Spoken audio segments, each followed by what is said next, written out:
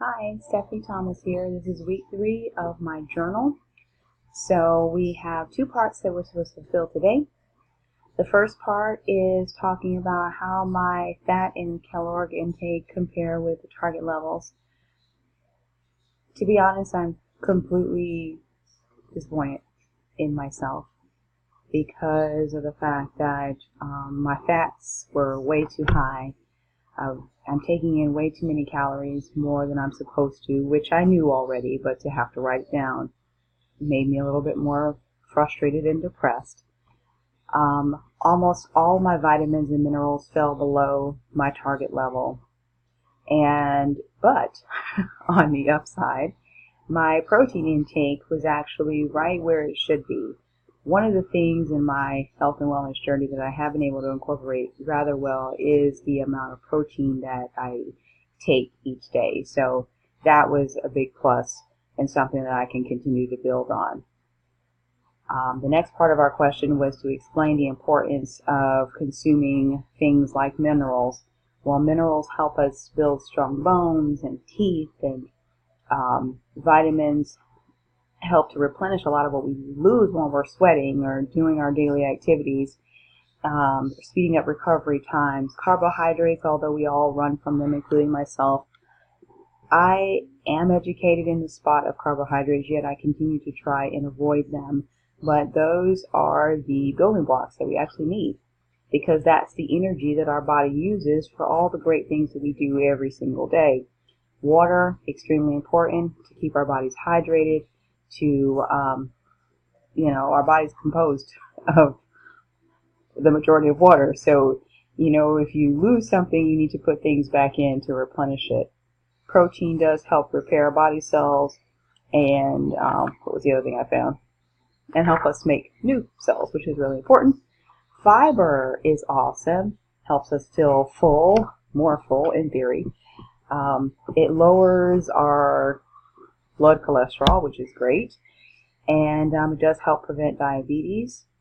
Fat gives our body energy as well and supports cell growth. So all of these things, minerals, vitamins, carbs, water, protein, fiber, fat, are necessary. As much as we talk about fad diets and the ways to lose weight, understanding that balance, variety, and moderation are the ways to go.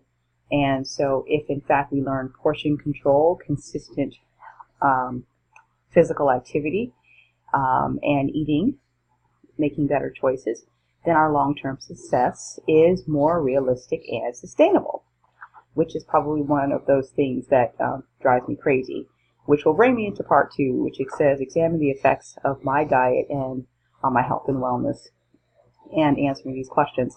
The first thing was saying that I was surprised to learn. To be honest, I wasn't surprised about anything that came up. Unfortunately, when you are a health educator, a health coach, or you're in the space of health and wellness, you do know what the right things are. You do know how things should be done.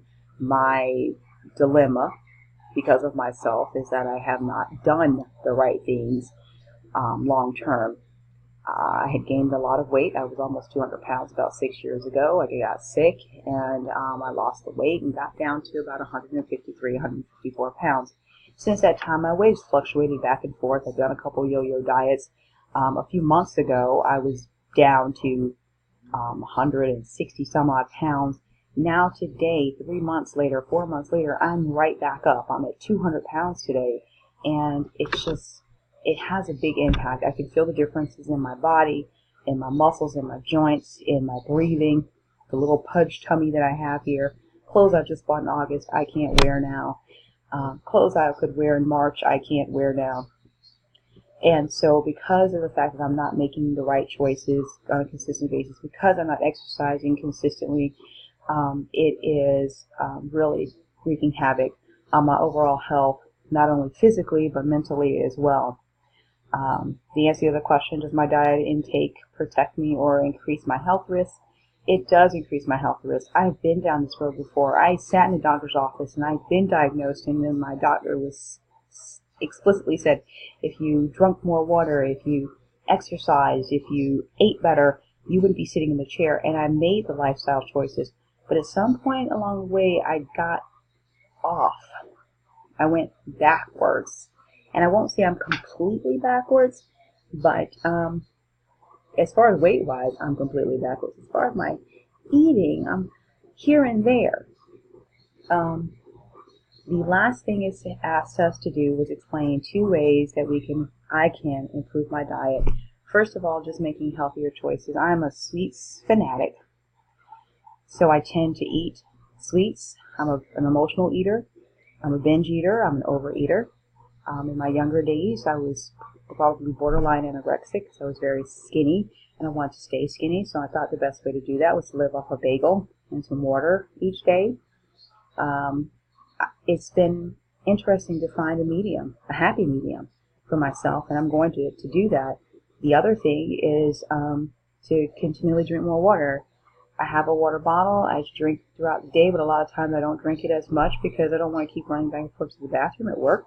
But just by incorporating more water, finding substitutes for things I love, and disciplining myself and saying, you know what, it's really worth you not doing this anymore, will be extremely beneficial to me in the long term. So I know there isn't anything I can't do.